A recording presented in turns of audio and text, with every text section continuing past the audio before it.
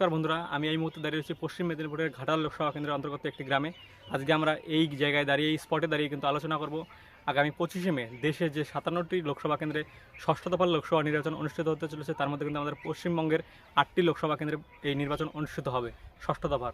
তো এই 8টি লোকসভা কেন্দ্রে সম্ভাব্য কোন কেন্দ্রে কে জয়ী হতে পারে, কোন দল কোন কেন্দ্রে এগিয়ে, সেই বিষয় নিয়ে কিন্তু আমরা আলোচনা করব এবং আমাদের যে জনমত সমীক্ষা, সেই জনমত সমীক্ষা কিন্তু আমরা তুলে ধরবো। এর আগে আমরা 4টি দফার জনমত সমীক্ষা তুলে ধরেছি। আজকে কিন্তু আমরা ষষ্ঠ দফার লোকসভা নির্বাচনের জনমত সমীক্ষা তুলে ধরবো। এই ষষ্ঠ দফা লোকসভা নির্বাচনে সম্ভাব্য কে জয়ী হতে পারে কোন কেন্দ্রে, সেই বিষয়টি তুলে ধরবো। মূলত 8টি লোকসভা কেন্দ্রে এই জনমত সমীক্ষা আমরা করেছি। যে 8টি লোকসভা কেন্দ্র হলো বিষ্ণুপুর, ঝাড়গ্রাম, বাঁকুড়া, পুরুলিয়া, মেদিনীপুর, ঘাটাল, তমলুক, কাথি। এই 8টি লোকসভা কেন্দ্রে আমরা এই জনমত সমীক্ষা করেছি। এই 8টি লোকসভা কেন্দ্রের মধ্যে আমরা প্রথমেই যদি দেখি, তাহলে কিন্তু আমরা ঘাটাল লোকসভা কেন্দ্র নিয়ে আলোচনা করবো, কারণ এই মুহূর্তে আমরা দাঁড়িয়ে রয়েছি ঘাটাল লোকসভা কেন্দ্রে। এই ঘাটালে কী হতে পারে সম্ভাব্য ফলাফল? বন্ধুরা, এই ঘাটাল থেকে কিন্তু 2019 সালে এবং 2014 সালে দীপক অধিকারী অভিনেতা সাংসদ এই কেন্দ্র থেকে জয়ী হয়েছিল। এবার কিন্তু এই কেন্দ্রে কিন্তু একটা হাড্ডাহাড্ডি লড়াই হচ্ছে, কারণ এই কেন্দ্রে বিজেপি প্রার্থী করেছে অভিনেতা হিরণ চট্টোপাধ্যায়কে এবং তৃণমূল কিন্তু দেবের উপরে ভরসা রেখেছে এবং দেবকে কিন্তু প্রার্থী করেছে।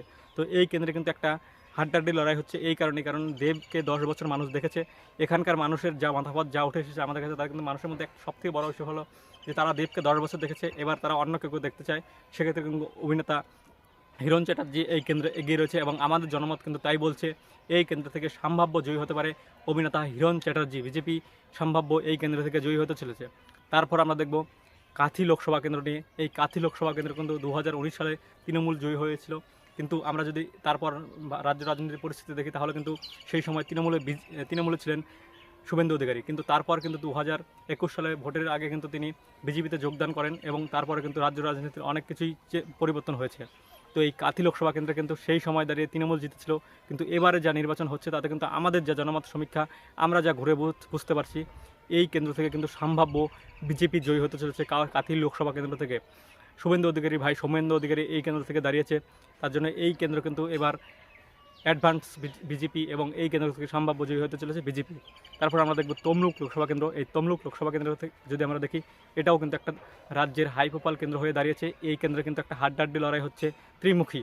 এই কেন্দ্রে মূলত লড়াই হচ্ছে বিজেপির অভিজিৎ গাঙ্গুলি, তিনি হাইকোর্টের প্রাক্তন আইনজীবী। তারপর যদি আমরা দেখি তৃণমূলের দেবাংশু ভট্টাচার্য, তিনি কিন্তু তৃণমূলের যুবমুখ বলা চলে এবং সোশ্যাল মিডিয়ায় কনভেনার। তারপর যদি আমরা দেখি সিপিআইএমের কংগ্রেসের জোট প্রার্থী সায়ন ব্যানার্জি কিন্তু এই লোকসভা কেন্দ্র থেকে প্রার্থী হয়েছে। তো এই কেন্দ্রে কিন্তু একটা জমজমাট লড়াই হতে চলেছে। আমরা যদি সমীক্ষা করে যা বুঝতে পারছি, এই কেন্দ্র থেকে কিন্তু সম্ভাব্য জয়ী হতে চলেছেন বিজেপির অভিজিৎ গাঙ্গুলি এবং এই কেন্দ্রে কিন্তু একটা ইন্টারেস্টিং বিষয়, এই কেন্দ্রে কিন্তু দ্বিতীয় হিসাবে সিপিআইএমের সায়ন ব্যানার্জি এই কেন্দ্র থেকে উঠে আসছে। সিপিআইএমে কিন্তু দ্বিতীয় হিসাবে উঠে আসছে এই কেন্দ্র থেকে, তৃণমূল কিন্তু তৃতীয় পজিশনে চলে যাচ্ছে এই কেন্দ্র। তারপর আমরা যদি দেখি বিষ্ণুপুর, এই বিষ্ণুপুর লোকসভা কেন্দ্রে কিন্তু একটা ভালো লড়াই দেখতে পাচ্ছি আমরা। প্রাক্তন স্বামী স্ত্রীর মধ্যে কিন্তু এই লড়াই হচ্ছে বিষ্ণুপুর লোকসভা কেন্দ্রের কেন্দ্র। তো এই ক্ষেত্রে সিপিআইএমও এই কেন্দ্রে ভালো একটা লড়াই দেবে, কিন্তু এই কেন্দ্রে মূলত লড়াই হচ্ছে এবার তৃণমূলের সুজাতা মণ্ডল এবং তারপর যদি আমরা দেখি তার প্রাক্তন স্বামী এই কেন্দ্রে বিষ্ণুপুরে সৌমিত্র খা, এই দুজনের মধ্যে কিন্তু মূলত লড়াই হচ্ছে।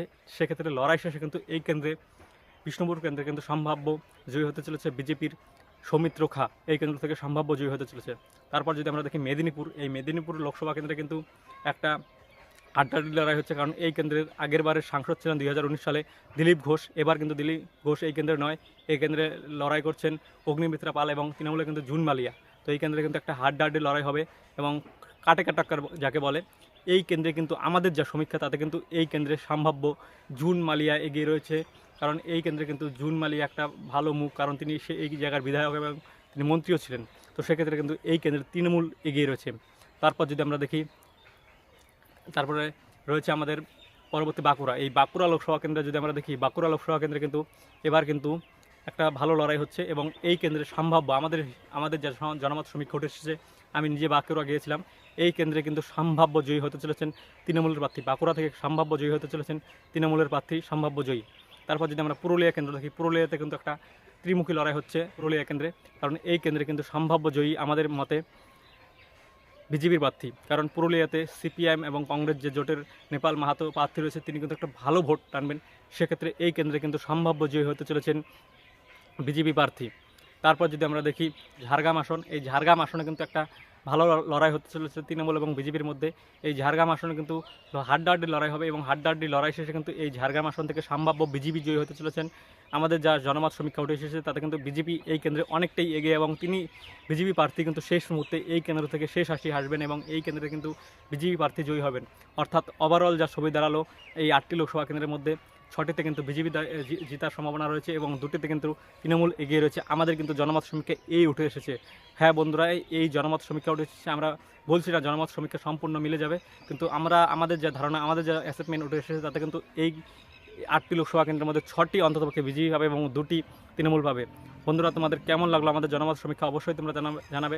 যদি ভালো লাগে অবশ্যই সাবস্ক্রাইব করবে, লাইক, কমেন্ট এবং শেয়ার অবশ্যই করবে। ধন্যবাদ।